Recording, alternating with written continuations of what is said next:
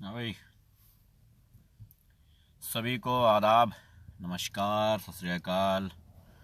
जय हिंद, जय भारत, जय जवान, जय किसान। उम्मीद करते हैं आप लोग ठीक होंगे।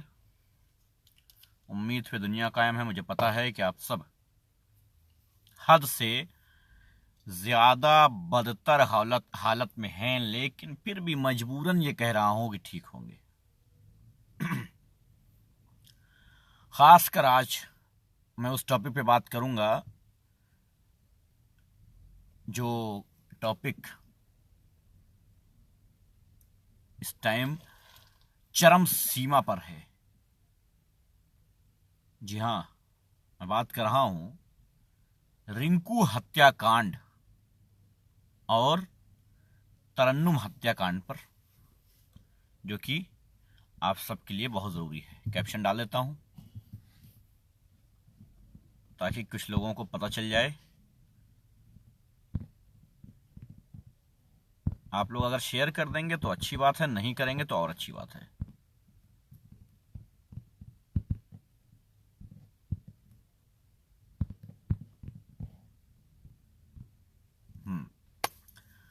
खैर, सभी को वालेकुम अस्सलाम, नमस्कार, हाय, हेलो, सब कुछ ठीक है। नवीन वर्मा जी, हाय, कैसे हैं? कल एक मर्डर हुआ दिल्ली में और एक मर्डर आज हुआ दिल्ली में। दोनों में फर्क बताता हूं और भारतवासियों की सोच कितनी नीचे जा रही है, कितनी घटिया होती जा रही है, वो भी बताता हूं। एक हत्या होती है बिजनेस को लेकर के। आपसी बिजनेस में नुकसान होने की वजह से एक दूसरे के बीच झगड़े होते हैं, बर्थडे पार्टी में थप्पड़ चलते हैं, उसके बाद आकर के एक आदमी दूसरे आदमी की हत्या कर देता है। जिसने हत्या की है वो लाठी डंडे लेकर के जाता है और जिसकी हत्या हुई है वो अपने घर से चाकू निकाल लेता है, जिसकी वीडियो मौजूद है। जी हाँ भाई, जमशेद भाई, बहुत दिनों बाद आया हूं। शुक्रिया वली मोहम्मद भाई। जिसने हत्या की है वो लाठी डंडे लेकर के जिसकी हत्या हुई है उसके घर जाता है। जिसकी हत्या हुई है वो अपने घर से चाकू निकाल के लाता है। लड़ाई होती है। अब किसका हथियार किसके हाथ लग जाए, किसका डंडा किसके हाथ लग जाए, किसका चाकू किसके हाथ लग जाए, झगड़े में ये सब कुछ होता है। किसने पहले वार किया, किसने बाद में वार किया, फर्क नहीं पड़ता है, लेकिन वार से असर जिसका होता है मुजरिम वही होता है। कहते हैं मियां की जूती मियां के सर। वही हुआ, जिसका चाकू उसी के पसलियों में घुस गया। जिसका चाकू था वो घर से जब चाकू लेकर के निकला था तो उसकी मां हाथ पकड़ के रोक रही थी, लेकिन वो नहीं रुका। चाकू लेकर के आया और उसी हादसे में, झगड़े में उसकी हत्या हो गई। मान लिया, जाहिर सी बात है, मौत हुई है तो हत्या मान लेता हूं। पुलिस ने हिंदू मुसलमान का एंगल देने से मना कर दिया और यह कह दिया, साफ साफ ये कह दिया कि आपसी बिजनेस की वजह से, व्यापार की वजह से, व्यापार ना चलने की वजह से दोनों में आपसी रंजिश हुई, जिसकी बदौलत एक दूसरे की हत्या हो गई। एक की हत्या हो गई और दूसरा मुजरिम हो गया। पुलिस ने फौरन अरेस्ट कर लिया। होना चाहिए था, बहुत अच्छा किया। किसी भी वजह से हुई हो, अरेस्ट बनता था, गिरफ्तारी बनती थी, सजा बनती है और वो होनी चाहिए। किसी भी हाल में, किसी भी सिचुएशन में मुजरिम कोई भी हो, उसे सजा होनी चाहिए। अगर वो 1% भी उसका जुर्म है उसमें, तो उसकी जितनी सजा बनती है उतनी होनी चाहिए। मैं बिल्कुल ये नहीं कहूंगा कि वो मुसलमान था इसलिए उसे बरी कर दिया जाए। मैं ये बिल्कुल ये नहीं कहूंगा कि वो मुसलमान था इसलिए फंसाया जा रहा, नहीं। मुसलमान था इसलिए नहीं फंसाया जा रहा है। मैं बिल्कुल नहीं कहूंगा कि मुसलमान था इसलिए फंसाया जा रहा, ना। उसके हाथों हत्या हुई है और उसे सजा मिलनी चाहिए, हर हाल में मिलनी चाहिए, बिल्कुल। खैर, गिरफ्तार भी हो गए मुजरिम, गिरफ्तार भी हो गए 3। अब आया नंबर भारत की मीडिया का और भारत के सोशल मीडिया एक्टिविस्टों का। इन लोगों ने शुरू किया कि जय श्री राम का नारा लगाता था इसलिए मार दिया। हनुमान चालीसा पढ़वाता था इसलिए मार दिया, राम मंदिर का चंदा लेता था इसलिए मार दिया, राम मंदिर की आरती करता था इसलिए मार दिया। कमाल है, हर न्यूज चैनल ने राम का नाम जोड़ दिया रिंकू के साथ। क्यों? क्योंकि हत्या करने वाले के नाम में इस्लाम आ रहा था, मुसलमान था वो, जिसने हत्या की वो मुसलमान था, इसलिए उसका जरूरी था यह एंगल देना कि यह राम भक्त था इसलिए मारा गया है, यह आरती कर रहा था इसलिए मारा गया है, यह राम मंदिर का चंदा ले रहा था इसलिए मारा गया है, यह जय श्री राम के नारे लगा रहा था इसलिए मारा गया है। झूठ और फरेब भारतीय जनता पार्टी के प्रधानमंत्री जिस तरीके से फैलाते हैं, गृह मंत्री जिस तरीके से फैलाते हैं, उसी तरीके से भारत की मीडिया ने काम को जारी रखा और इस काम को सिर्फ हत्या के बजाय एक मुस्लिम एंगल देने की, हिंदू मुस्लिम एंगल देने की भरपूर कोशिश कर डाली और पूरी दुनिया को यह बताने में कोई कोताही नहीं बरती कि इसकी मौत सिर्फ इसलिए हुई है क्योंकि यह हिंदू था और मारने वाला मुसलमान था, जबकि ऐसा कोई मसला नहीं था। दो दोस्त थे, दोनों आपस में दोस्त थे। इसमें एक एंगल और दिया जाता है कि साहब जिसने खून दिया उसी का खून कर दिया। आपको बता दें, आप सब सुनने वाले ये बात जानते होंगे कि दोस्ती जितनी गहरी होती है दुश्मनी भी उतनी गहरी होती है। जितनी गहरी दोस्ती होगी उतनी गहरी दुश्मनी हो जाएगी। यही हुआ। दोनों दोस्त थे, रिंकू और इस्लाम दोनों दोस्त थे, बहुत अच्छे दोस्त थे, घनिष्ठ मित्र थे, साथ में बिजनेस करते थे। जाहिर सी बात है, दोनों घनिष्ठ मित्र थे तो बिजनेस भी साथ में हुआ करता था। बिजनेस में नुकसान को लेकर के आपस में झगड़े हुए, मारपीट हुई, बर्थडे पार्टी में थप्पड़ चले, वो लाठी डंडे लेके पहुंच गए मारने और उन्होंने चाकू निकाल लिया, खुद के ऊपर चाकू का वार हो गया और वो मारे गए। मैं नहीं कहूंगा कि एक हिंदू मारा गया है और एक मुसलमान ने मारा है, मैं कहूंगा कि एक मां का बेटा मारा गया है, दूसरे मां का बेटा जेल गया है।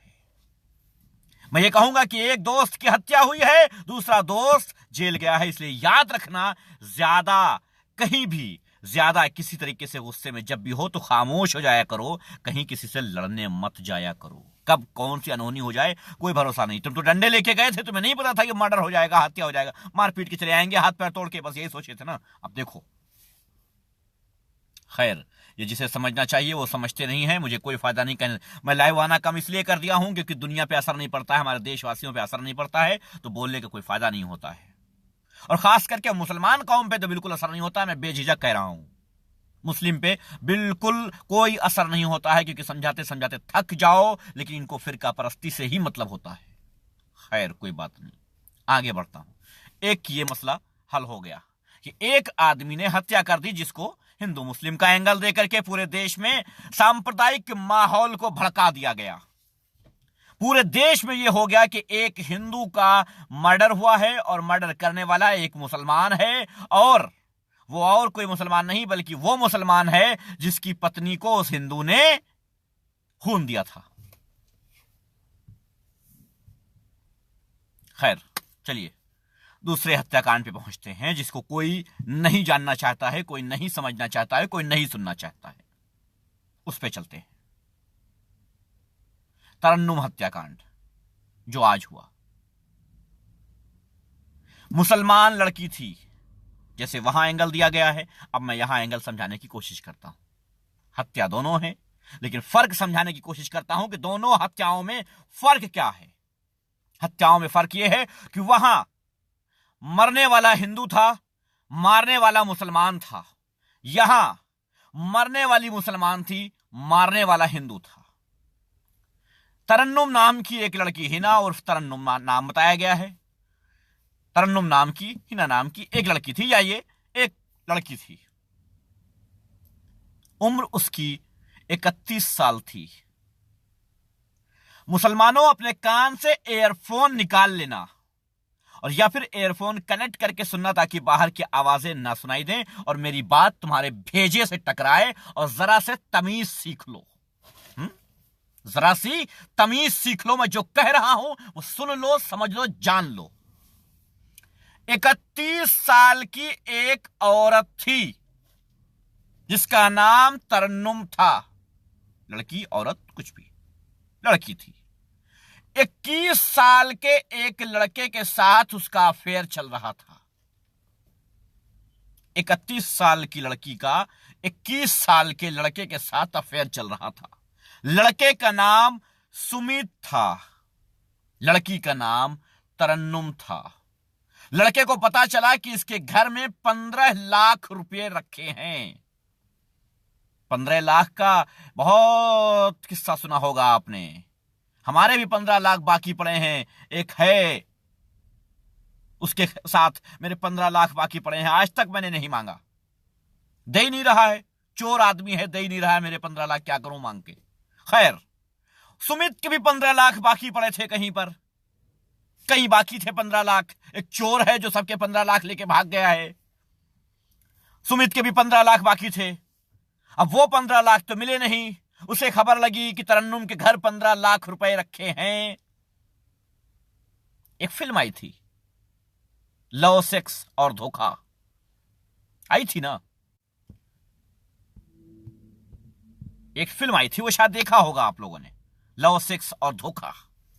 खैर, यहां पर हम ऐसे किसी अल्फाज का, ऐसे किसी शब्द का कोई इस्तेमाल नहीं करेंगे।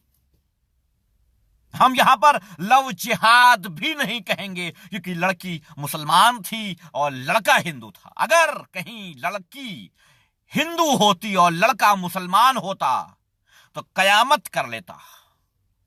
पूरे भारत में लव जिहाद के नाम पर आतंक फैल जाता, सारी हिंदू सेनाएं खड़ी हो गई होती।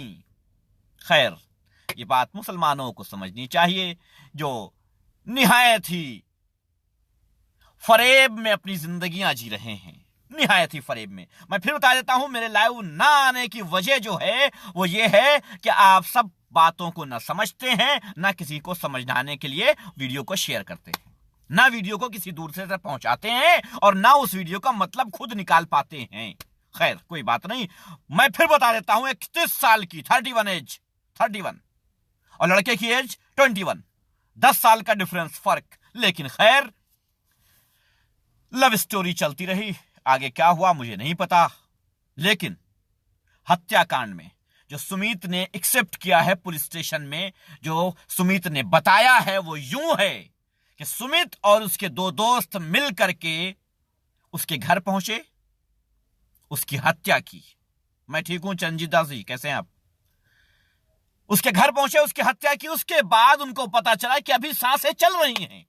गला तो काट दिया साहब, लेकिन पता चला कि अभी इस लड़की की सांसें चल रही हैं। अगर हम यहां से हट गए और इसने नाम ले लिया तो हम फंस जाएंगे। तो उसने दोस्त से कहा कि इसका गला और काटो, अभी इसका गला और काटो, क्योंकि अभी ये जिंदा है। उसके दोस्त ने और ज्यादा काटा, तब जाके उसकी मौत हुई। मैं बात कर रहा हूं तरन्नुम हत्याकांड की, मैं बात कर चुका हूं रिंकू हत्याकांड की। अरेस्ट हो गए हैं मुजरिम, तरन्नुम के मुजरिम भी अरेस्ट हो गए हैं, रिंकू के भी मुजरिम अरेस्ट हो गए हैं। बहुत अच्छे, वेल डन दिल्ली पुलिस। किसी भी हत्याकांड में जितनी जल्दी हो सके उतनी जल्दी गिरफ्तारी हो जानी चाहिए, और उन्हें उनकी पूरी इंक्वायरी होने के बाद उनकी सजा तय होनी चाहिए, और सजा होनी चाहिए। खैर, लेकिन इस मामले को सभी भारतवासियों ने दो एंगल से देखा। दोनों हत्याकांड हैं, एक लव, सेक्स और धोखा है, जिसको लगातार भारत में बदनाम किया जाता है। अगर लड़की हिंदू और लड़का मुसलमान हो तो इसको लव जिहाद का नाम दिया जाता है, और अगर मुस्लिम लड़की है और हिंदू लड़का है तो कोई बात नहीं, आम बात है, मर्डर हो गया, कोई दिक्कत नहीं है। कान खोल लेना, मैं फिर कहता हूं मुसलमानों, अपने कान खोल लेना। 31 साल की एक मुसलमान लड़की थी, 21 साल का एक हिंदू लड़का था। मसला यह नहीं कि हिंदू था और मुसलमान थी, मसला यह है कि हत्या की इसने। मसला यह है कि रिंकू हिंदू था और कातिल मुसलमान था, नहीं। मसला यह है कि रिंकू की हत्या हुई है और मुजरिम पकड़ा गया है, उसे सजा होनी चाहिए हर हाल में। तो सजा इनको भी होनी चाहिए, बेशक होगी, होना चाहिए। तो मसला क्या फंस रहा है फिर? फर्क क्या है? फर्क यह है कि हमारे भारत के सोशल मीडिया एक्टिविस्ट जो हैं, तथा कथित हिंदू राष्ट्र बनाने वाले, या आईटी सेल का नाम ले लिया जाए, या भारतीय जनता पार्टी की, या फिर भारतीय जनता पार्टी के वक्ताओं और प्रवक्ताओं की बात ले ली जाए, या फिर आरएसएस के लोगों की बात कर ली जाए। एक साहब कुछ हमको बोल रहे हैं, कोई बात नहीं, जो साहब बोल रहे हैं कोई दिक्कत नहीं भाई, इनको बोलने दीजिए, मैं पढ़ लेता हूं। अच्छा नहीं पढ़ूंगा, चलिए छोड़िए। चलिए मैं इनका एक काम करता हूं, पिन कर देता हूं, इन साहब को जवाब दे दूंगा। सलीम गुर्जर अगर हिम्मत है तो लाइव आ जाना बेटा, ठीक है। चलो खैर, भारत के जो एक सोच बन चुकी है, उस सोच के तहत इसको मुस्लिम और हिंदू एंगल देकर के, ताकि दुनिया भारत में नफरत फैल सके, पूरा एंगल दिया गया और पूरे भारत में नफरत फैलाई गई। अरुण सिंह अगर एक बाप की औलाद है तो लाइव आ जाना बेटा, वरना भाग जाना यहां से, वरना इतने जूते तेरे मुंह पे मार दूंगा, इतने जूते तेरे मुंह पे मार दूंगा कि तेरे बच्चे जब पैदा होंगे ना तो उनकी नाक चपटी होगी, चिपकी होगी, इतने जूते तेरे सर पे मार दूंगा, याद रखना, याद रखना। इसलिए अगर औकात है, एक बाप की औलाद है तो सामने आके डिबेट करना, वरना भाग जाना बस। खैर, हिंदू मुस्लिम जो भारत में टॉप ट्रेंड करता है, जो भारत में राजनीतिक पार्टियों के लिए वोट लेने का इकलौता सहारा है, उसके जरिए रिंकू हत्याकांड को हिंदू मुस्लिम एंगल दिया गया, तरन्नुम के हत्या को छुपाया गया, तरन्नुम की मौत को छुपाया गया, उसकी हत्या करने वालों को बचाने के लिए जल्द ही कोई ना कोई तिरंगा यात्रा निकालेगा। यह है भारत की असल छवि। भारतवासियों को आईना दिखाना मुझे बड़ा अच्छा लगता है, क्योंकि सच यह है कि आपको अपना आईना दिखता नहीं है, इसलिए मुझे आपको आईना दिखाना पड़ता है। वही हाल मुसलमानों का है, मुसलमानों को आईना नहीं दिखता है, मैं जबरदस्ती आईना दिखाने की कोशिश करता हूं, जो नाकाम है। ये सलीम गुज्जर हैं, साहब कह रहे हैं बड़े तमीज और तहजीब के साथ। मैं कहता हूं कि एक बात ऐसी बता दो, सलीम गुज्जर अगर एक बाप की औलाद हो तो ऐसी बता दो कि तुमने आज तक क्या किया है। नहीं जवाब दे पाओगे, औकात ही नहीं है तुम्हारी जवाब देने की, जवाब नहीं दे पाओगे, क्योंकि तुमने आज तक लाइफ में कुछ किया ही नहीं है सिवाय गाली के। आज तक अगर कुछ किया है तो गाली दिया है, नबी वालेकुम, अगर कुछ किया है तो गाली दिया है। मुझे कोई फर्क नहीं पड़ता है, मैं लाइव नहीं आता हूं, मैं आराम करता हूं, मैं टेंशन फ्री रहता हूं, मैं नहीं देखता हूं कि देश में क्या हालात हैं, छोड़ देता हूं। क्यों? इसलिए छोड़ देता हूं क्योंकि तुम लोग खुद अपनी मौत को बुलावा दे रहे हो। मैं कितनी लाइव में, शुक्रिया खालिद भाई कैसे हैं, मैं कितनी लाइव में आप लोगों से ये बार बार कह चुका हूं कि अपने बच्चों को मोबाइल जो दिए हुए हो उसको चेक जरूर कर लेना, उनके व्हाट्सएप चैटिंग चेक कर लेना, उनके पेज को किस पेज को लाइक कर चुके हैं फेसबुक पे वो भी देख लेना, उनकी हरकतें देख लेना कि किन लोगों से जुड़े हुए हैं। वरना आने वाले दिनों में जो हाल होगा वो नाकाबिले बर्दाश्त होगा। अगर अपने बच्चों के मोबाइल नहीं चेक कर सकते हो तो आने वाले दिनों में ना जाने क्या होगा, या तो तुम्हारा बच्चा कातिल होगा और या तो तुम्हारे बच्चे का कत्ल होगा। मैं दो टूक बोलना जानता हूं, मैं सीधी बात बोलता हूं। मुझे किसी की चमचागिरी करने की ना कभी आदत रही है और ना मैं कभी किसी की चमचागिरी करूंगा, इसलिए साफ बोलता हूं, अपने बच्चों की तरबियत सही नहीं कर सकते हो तो या तो उनकी मौत का गम मनाने के लिए तैयार रहो और या फिर उनके जेल जाने के लिए तैयार रहो। या तो उनकी मौत का गम मनाओ और या तो उन्हें मुजरिम बनाओ, दो में से एक काम जरूर करोगे अगर अच्छी तरबियत नहीं कर सकते हो तो। और अच्छी तरबियत, अगर उनके हाथ में मोबाइल है और उस पर तुम्हारी निगाह नहीं है तो आज सब कुछ डिजिटल हो गया है, याद रखना, सारा कुछ डिजिटल है। ये व्हाट्सएप जो चलता है ना, ये फेसबुक जो चलता है ना, इनकी बदौलत बहुत कुछ हो सकता है। इनकी बदौलत आपके बच्चे अच्छे लोगों से जुड़ करके घर बैठे, अपने कमरे में बैठे, अपने लिहाफ के रजाई के अंदर बैठे अच्छी बातें भी सीख सकते हैं और गलत बातें भी सीख सकते हैं। कहीं जाने की जरूरत नहीं है इनको। ऑनलाइन क्लासेस सुनी है ना इस लॉकडाउन में, ये ये बहुत पहले से हो रही हैं ऑनलाइन क्लासेस। नफरत के चिंटू ऑनलाइन क्लासेस चलाते हैं, लेकिन शायद आपने अपने बच्चों पर गौर नहीं किया है। 21 साल का सुमित जिसने हत्या की है, ऑनलाइन क्लासेस की वजह से उसका दिमाग खराब हो चुका है। 31 साल की एक लड़की तरन्नुम, अगर उसके मां बाप ने उसका मोबाइल चेक किया होता तो आज वो जिंदा होती, लेकिन नहीं। 21 साल का सुमित, अगर उसके मां बाप ने मोबाइल चेक किया होता तो आज वो जेल में नहीं होता। लेकिन शायद हमारे अल्फाजों को आप बहुत बहुत लाइट लेते हैं। कोई बात नहीं है, हमें कोई इस बात की दिक्कत नहीं है। आप जैसे चाहें हमारे शब्दों को ले सकते हैं, वो आपकी जिम्मेदारी है, आप जानें।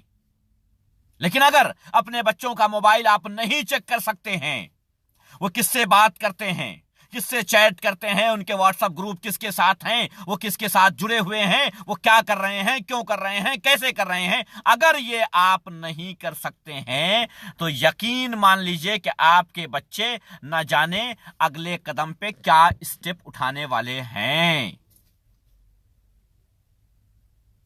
अगर आप अपने बच्चों का मोबाइल नहीं चेक कर सकते हैं तो फिर आप अच्छी तरबियत नहीं कर सकते हैं।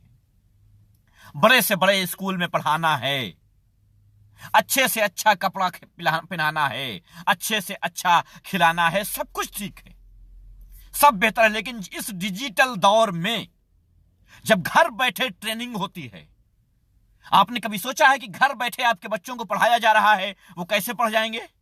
जानते हैं ना कि हाँ ऑनलाइन क्लासेस चल रही हैं, बड़ा खुश हैं आप, साहब ऑनलाइन क्लासेस चल रही है, हमारा बच्चा तो ऑनलाइन क्लासेस ले रहा है, बड़ा खुश है। आपको पता है कि आपका बच्चा ऑनलाइन क्लासेस कब कब और कैसे कैसे ले रहा है, किससे किससे ले रहा है? ऑनलाइन क्लासेस जो टीचर दे रहे हैं वो कौन है? मैं ये स्कूल की बात नहीं कर रहा हूं। ये स्कूल वाले जो टीचर हैं ये आपके सामने पढ़ाते हैं।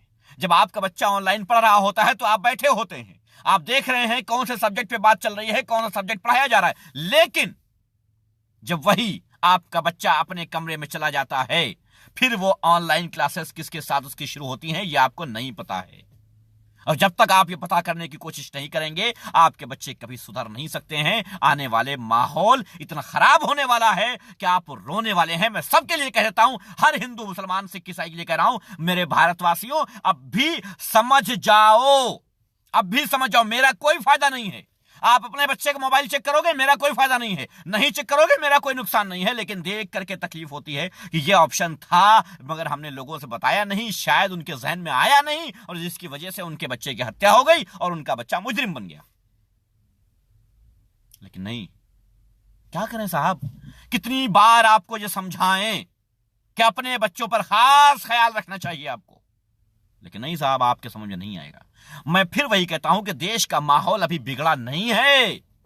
मैं फिर बता देता हूं, आगाह कर देता हूं आपको, अभी किसने कहा कि देश में बड़ा माहौल खराब है? नहीं साहब, कुछ भी नहीं खराब है। अभी हमारे देश में माहौल कुछ भी नहीं खराब है। 40% भी खराब नहीं है हमारे देश का माहौल, अभी तो 60% और खराब होना है। मैं समझा देता हूं, और याद रखना, स्टाम्प पेपर पर लिख के दे सकता हूं, मैं जो बात कहता हूं वो होती है, क्योंकि मैं हवा में तीर नहीं चलाता हूं, मैं परख के बोलता हूं, समझ के बोलता हूं, मैं दुनिया को देख के बोलता हूं। लोग कहते हैं फला जगह ये होगा, फला जगह वो हो जाएगा, ऐसा हो जाएगा, वैसा हो जाएगा, कुछ नहीं होने वाला। आप कहते हैं साहब एक बदलाव आएगा, सब तरफ बदलाव आएगा और बीजेपी धो जाएगी। कैसे धो जाएगी, किस तरह से धो जाएगी? कुछ एंगल है आपके पास? नहीं, हवा में तीर चलाना है। कहते हैं साहब कांग्रेस सरकार आएगी सब कुछ ठीक हो जाएगा। कैसे ठीक हो जाएगा? कोई दूसरी सरकार आएगी सब ठीक कर देगी। कैसे ठीक कर देगी? कोई तरीका है बताने का, समझाने का, ठीक करने का कोई तरीका है जो आपकी समझ में आता है? नहीं। लेकिन ये एक सोच बन गई, फला आएंगे तो ठीक कर लेंगे। गलत है। फला आएंगे तो ठीक नहीं कर लेंगे, हमें ठीक करना होगा। आप अपने घर में ठीक करो, हम अपने घर में ठीक करेंगे। एक मोहल्ले में 10 लोग हैं, एक मोहल्ले में 10 लोग हैं, 10 लोग अपने अपने घर में ठीक करेंगे, मोहल्ला ठीक हो जाएगा। लेकिन नहीं साहब, मसला यह है कि वो तो नहीं ठीक है, हम कैसे ठीक हो जाएंगे। फला साहब आएंगे सब ठीक हो जाएगा, फला की सरकार आएगी हमको रोजगार मिल जाएगा, फला साहब आएंगे सारी तकलीफें दूर कर देंगे, इस बार ये विधायक बनाएंगे बस, क्यों पता नहीं, इस सांसद को वोट देना है क्यों पता नहीं, ये प्रधान चुनना है क्यों पता नहीं। क्यों? जवाब है आपके पास। आपने अपने विधायक को किस बिना पे वोट दिया था? अपने प्रधान को किस बिना पे वोट दिया था आपने? है? नहीं पता। नहीं पता कि आपने किस बेस पे वोट दिया है साहब, नहीं पता आपको। अगर आपको पता होता तो आपके हालात ये ना होते। शुक्रिया शकील भाई, आपके हालात ये ना होते। मैसेज के जवाब लोगों को नहीं दे पाता हूं, मैं देखता हूं मैसेज के जवाब नहीं दे पाता हूं तो लोग भागने की कोशिश करते हैं। कभी किसी के जवाब नहीं दे पाओ तो फिर ये होता है कि आप इग्नोर करते हैं। मैं अपनी बात कर रहा हूं, सिर्फ अपनी बात कर रहा हूं ताकि सबके ऊपर आ जाए। दूसरे को कहूंगा, कहेंगे मेरा नाम क्यों लिया, सब अपने लिए कह रहा हूं। मैसेज के जवाब ना दे पाऊं तो इग्नोर करते हैं, बुरा मान जाते हैं। ऐसा लगता है बड़ा मुसीबत आ गई है। अगला मैसेज जब करते हैं तो गाली से करते हैं, टाइम नहीं है तेरे पास मेरे लिए ये। अरे साहब, आपने कभी सोचा है कि आपने मुझे क्या दिया है? मैं आपको वक्त क्यों दूं? कभी सोचा है आपने? मैं जो यहां वीडियो कर रहा हूं, वीडियो बना रहा हूं, इसमें मैं पैसा कमा लूंगा? इस वीडियो में मैं पैसा कमा लूंगा क्या? मुझे पैसा मिल जाएगा क्या? कौन देने वाला है पैसा? कोई राजनीतिक पार्टी मुझे पैसा देगी ये बात कहने के लिए कि अपने बच्चों के मोबाइल चेक कर लो ताकि वो क्राइम की तरफ ना बढ़े? ये बात कहने के लिए कि आप हिंदू मुसलमान में एकता रखो, भाईचारा रखो, राजनेताओं के कहने में मत आओ, ये कोई पैसा देगा इसके लिए? नहीं। मैं अपना वक्त खर्च करके आपसे आपके लिए कुछ बातें कहता हूं। उसमें भी आपको दिक्कत होती है एक शेयर कर देने पे। मैं नहीं कहता हूं कि लाइक और कमेंट्स कर देना, मैं नहीं कहता हूं कि मेरे फॉलोअर्स बढ़ा देना। 2 पेज खत्म हुए हैं, तीसरा बनाने वाला हूं। सिर्फ बनाऊंगा, शेयर नहीं करूंगा। किसी से कहूंगा नहीं कि ये इसको फॉलो कर लो ना। जिस दिल करे जिसका वो फॉलो करे, कोई कहने की बात नहीं। मैंने आज तक नहीं कहा कि मेरा यूट्यूब चैनल सब्सक्राइब करो। क्यों कहूं मैं अपने लिए कर रहा हूं, क्यों कहूं मैं? नहीं कहूंगा। जिसका दिल करे करे, ना दिल करे ना करे, उसकी मर्जी। हमें तो यह बता देना है कि तुम अपने बच्चों को इस तरह बचा। मैं नहीं कहता हूं कि तुम अपने आप को किस तरह बचा सकते हो, नहीं बचा सकते हो। तुम जो माहौल है, तुम अपने आप को नहीं बचा सकते हो, मगर अपने बच्चों के लिए अगर कुछ करना चाहते हो तो अभी भी वक्त है तुम्हारे पास। आज से शुरू करोगे जब, तब आने वाले 10 साल में तुम कुछ कर पाओगे। आने वाले 10 सालों में तब जाके कुछ हालात कंट्रोल कर पाओगे। अगर आज से अपने बच्चों की सच में अच्छी तरबियत करना चाहते हो तो उन पर निगाह रखना, वरना आने वाले दिनों में जो कुछ होने वाला है। अभी बिजनेस के लिए एक हत्या हुई है रिंकू की, व्यापार के लिए। अभी देखिए कितनी मौतें होंगी, कितनी मौतें होंगी। जिस तरीके से बेरोजगारी बढ़ती जाएगी, मौतें बढ़ती जाएंगी, हत्याएं बढ़ती जाएंगी, क्राइम बढ़ता जाएगा। जैसे जैसे बेरोजगारी बढ़ेगी वैसे वैसे हत्याएं बढ़ेंगी, क्राइम बढ़ेगा। अब जब क्राइम बढ़ेगा तो उसमें ये भी होगा कि कभी कोई हिंदू होगा, कभी कोई मुसलमान होगा। जाहिर सी बात है, पूरे देश में क्राइम बढ़ेगा तो उसमें सभी होंगे। अब जब सभी होंगे तो क्या होगा? उसको हिंदू मुस्लिम का एंगल दिया जाएगा। उस एंगल की वजह से और आग लगेगी और क्राइम बढ़ेगा। तो इससे पहले इन सब चीजों पे आप निगाह रखो। हर बच्चे के हाथ में मोबाइल है, चाहे वो 5 साल का हो और चाहे 20 साल का हो।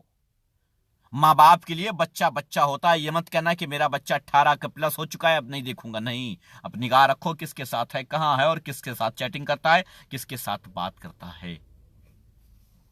आजकल ये जो फैशन चला है ना, ये फैशन चला है आजकल कि साहब 18 साल का हो गया है, अब तो वो कुछ भी करे, हम कैसे बोल दें।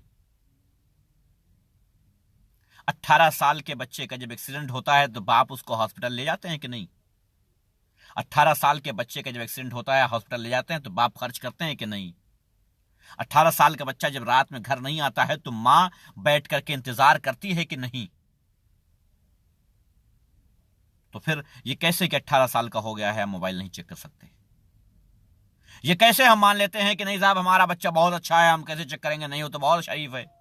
आपको पता है शरीफ दिखने वाले अक्सर बदमाश हुआ करते हैं, शरीफ दिखने वाले अक्सर बदमाश हुआ करते हैं, इसलिए अपने बच्चों पर खास ख्याल रखो। मैं हाथ जोड़ता हूं आप लोगों से, अपने लिए नहीं, आपके और आपके परिवार के और आपके बच्चों के लिए कह रहा हूं। जिसको दिल करे गालियां दो, जितनी दिल करे मुझे गालियां दो, जब दिल करेगा तो वीडियो बना दूंगा। दिल भर चुका है, सच ये है कि आप लोगों से दिल भर चुका है मेरा, आप लोगों से दिल भर चुका है, क्योंकि बार बार सिर्फ मेरे बोलने से कुछ नहीं होने वाला जब तक आप खुद अमल में न लाओ उस चीज को। आए साहब मैं बोल रहा हूं, सुन लिए और चले गए, खत्म बात। कभी सोचा है किसके लिए बोल रहा हूं? जो गड्ढा भर के फाइलें मेरे खिलाफ तैयार हुई हैं FIRs की, वो किसके लिए हैं? क्या अपने लिए थी? करोड़पति बन गया हूं, अरबपति बन गया हूं आपके इस वीडियो से, आपके एक शेयर से? नहीं। तकलीफ होती है, तकलीफ होती है। जिस तरीके से एक बच्चा मारा जाता है और मां को तकलीफ होती है, उसी तरीके से उसके परिवार वालों को भी तकलीफ होती है, उसी तरीके से देशवासियों को भी तकलीफ होती है। अगर उनके दिल में, अगर उनके जिस्म में दिल होगा तो तकलीफ होती है। उसी तरीके से जब देश में कुछ ऐसा होता है तो तकलीफ होती है, और सबसे ज्यादा तकलीफ उन लोगों की होती है जो देश के लिए जरा से भी सोचते होते हैं, जरा से भी सोचते होते हैं। बेरोजगारी का हालत इस कदर है कि अगर मैं व्हाट्सएप दिखा दूं तो ना जाने कितने मैसेजेस पड़े हैं कि हेल्प कर दो, न जाने कितने मैसेजेस पड़े हैं।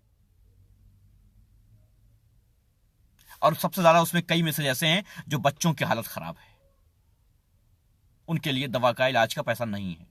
एक मां तड़पती है जब उसके बच्चे का इलाज ना हो पाए, पैसा ना हो तो मां तड़पती है और हर तरह से हाथ पैर मारती है, हर इंसान से कहती है मदद के लिए। न जाने कितने मैसेज ऐसे पड़े हैं जिनकी मदद नहीं कर पाता हूं। जाहिर है खराबपति तो हूं नहीं साहब, सीधी बात है। जिनके मैसेज पड़े हैं मैं उनके लिए बोल देता हूं भाई खराबपति तो हूं नहीं, अपनी हैसियत के हिसाब से परमानेंट करता हूं, परमानेंट। चाहे वो लॉकडाउन के दौरान रहा हो, चाहे उसके बाद रहा हो या उसके पहले रहा हो, परमानेंट। चाहे वो उत्तराखंड में भी रहा हो, परमानेंट। तो अब एक ये भी आपको सोचना चाहिए कि मैं एक आदमी हूं, आप 150 करोड़ लोग हो, जाहिर कोई नहीं कर सकता है। अभी भी कितने मैसेज पड़े हुए हैं? 1545 मैसेज अभी भी पड़े हुए हैं, 1545 मैसेज अभी भी पड़े हुए हैं जिनके जवाब मैं नहीं दे पाया हूं। काम भी करना है, अपना परिवार भी देखना है, आपको भी देखना है।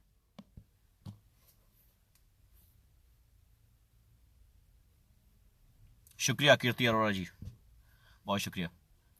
लेकिन फिर भी कोशिश ये करता हूं कि कहीं ना कहीं ऐसे कुछ मामले हैं जिन पर बोल दूं। लाइव क्यों हो वो बोलो। कुंदन यादव अभी तक क्या झक मार रहे थे तुम यहां? लाइव क्यों हूं ये बोलें, नहीं बोलना है भाड़ में जाओ, निकल जाओ। किसने तुमको बुलाया है कि साहब आओ? हमने दावत दी है कि आकर के देखो, बोल तो दिया। देर से आओ तो फिर से शुरू करूं तुम्हारे लिए, टाइम नहीं है। हिंदू मुसलमान की जंग करने के लिए तो बड़ा टाइम रहता है। कोई ऐसी पोस्ट देख लो जिसमें हिंदू मुसलमान का एंगल हो, उसमें कमेंट्स लिखने का बड़ा शौक रहता है। यहां लाइव क्यों हो, जल्दी बोलो भाई। इतना रहम मुझ पर ना क्या करो, इतना रहम मुझ पर ना क्या करो, भाड़ में जाओ, मत आया करो। एक सुनने वाला होगा तब भी मैं बनाऊंगा। हक बात कहनी है मुझे, बात खत्म। किसी के लिए हो, कभी भी रहा हो। जब कमलेश तिवारी जैसे गुंडे मवाली की हत्या पर हमने मुसलमानों का पक्ष नहीं लिया, उस वक्त तुम सब कहां थे? मर गए थे। उस वक्त भी हमने कहा कि हत्या करना गलत है, जुर्म है। उस वक्त मर गए थे। आज जो हमको कहते हैं कि हम मुसलमान एंगल लेके चलते हैं, आज जो बताते हैं कि साहब तुम हिंदू मुसलमान की बात करते हो, कहां हो? मर गए थे उस दिन। जब किसी हिंदू बेटी की बलात्कार होता है, उस वक्त तुम्हारी सांसें कहां चली जाती हैं? आवाज उठाया करो, लेकिन उस वक्त तुम आवाज नहीं उठाते हो। तुम देखते हो कि हमारी बिरादरी की है कि नहीं। किसी हिंदू बेटी के बलात्कार हो जाता है या किसी मुस्लिम बेटी को हो जाता है, मेरे लिए दोनों बराबर हैं। यह मतलब नहीं है कि यह हिंदू है या मुसलमान है। हमारे लिए हिंदू और मुसलमान बाद में है, पहले यह है कि वो इंसान है। बहन बेटी किसी की भी, मैं 1000 दफा आप लोगों से बोल चुका हूं, 1000 दफा बोल चुका हूं कि अपने घरों के आगे पोस्टर लगा दो कि हमारी बहन बेटियों के साथ अगर किसी ने गलत निगाह से देखा, किसी ने अगर गलत निगाह से देखने की कोशिश की, तो उसको तेजाब डाल देंगे उसके चेहरे पर, उसके चेहरे को जला डालेंगे, पेट्रोल डाल के आग लगा देंगे, उसकी हत्या कर देंगे। हर इंसान को करना चाहिए, हर हिंदू मुसलमान को करना चाहिए। फिर देखो जब तुम्हारी बहन बेटियां घर से निकलेंगी तो कैसे लोगों के सर झुक जाएंगे। जो असल एहतराम होना चाहिए वो होगा, क्योंकि भारत में एहतराम नहीं है, डर बहुत बड़ी चीज है। डर बहुत बड़ी चीज है। इन भारतवासियों को डरा के इनसे काम लिया जा सकता है, एहतराम से नहीं। इनको डराया जा सकता है, यही सही है। मैं तो चैलेंज करता हूं मैं। शराफत से बोलते रहो इन लोगों से, नहीं मानेंगे। हाथ में डंडा ले लो, सब बोलेंगे, सब मानेंगे। कितने रेप होते हैं, क्या समझते हो भारत में इस टाइम रेप रुक गए हैं? 100+ रेप डेली हो रहे हैं, 100+। आप लोगों को क्या पता उस बेटी की तकलीफ, उस बेटी की मां की तकलीफ, उस बेटी के परिवार की तकलीफ जिसके साथ रेप होता है। आप तो शादी करने के टाइम बता देते हो ये दहेज चाहिए हमको, एक लिस्ट तैयार करते हो, ये दहेज चाहिए हमको। कार का जमाना है, कार लेंगे, अच्छी वाली लेंगे, फुल ऑटोमेटिक होनी चाहिए। आपने सोचा है उसका बाप किस तरीके से कमाता है? बाप कमाता है, मां खिलाती है, पालन पोषण करती है, और उसके बाद उसको बचाती है। पता है, तुम दरिंदों से बचाती है एक मां अपनी बेटी को, तब जाके उसकी शादी करती है, किसी घर में किसी बेटे के हाथ में उसका हाथ देती है। तुम दरिंदों से, तुम कुत्तों से बचाती है। समझ जाओ इस बात को, वरना कहीं के नहीं रहोगे। 18 साल अगर बाप पालन पोषण करता है, अगर कमा के खिलाता है बेटी को, तो उतने दिन उसकी मां एक एक मिनट अपनी बेटी का ख्याल रख के उसको बचाती है कुत्तों से, कि कब कौन सा कुत्ता कहां नोच डाले कोई भरोसा नहीं है, क्योंकि भारत में कुत्ते पाए जाते हैं। आसान नहीं है किसी बेटी को इन कुत्तों से बचा लेना, आसान नहीं है इन भेड़ियों से बचा लेना। क्योंकि वजह है, क्योंकि ये कुत्ते ये देखते हैं कि हमारी बेटी बच जाए, दूसरे की इज्जत लुट जाए। ये कुत्ते हैं, कुत्ते। बहुत पहले कहा था हमने, आज फिर बोल देता हूं वही। बहुत पहले हमने ये बात कही थी कि अगर तुमको देख करके तुम्हारी पड़ोस की मां बहन, मोहल्ले की मां बहन, गांव की, क्षेत्र की, कहीं भी किसी भी इलाके की हो, अगर तुम्हें देख करके कोई मां बहन डर जा रही है, वो रास्ता बदल दे रही है, तो तुम कुत्ते हो। कुत्तों को देख करके हम रास्ता बदलते हैं, उसी तरीके से तुम कुत्ते हो। चलिए, बता दिया है। अब आपकी मर्जी, दिल करे दूसरे तक पहुंचाना, ना दिल करे कोई बात नहीं। ठीक है, धन्यवाद, जय हिंद।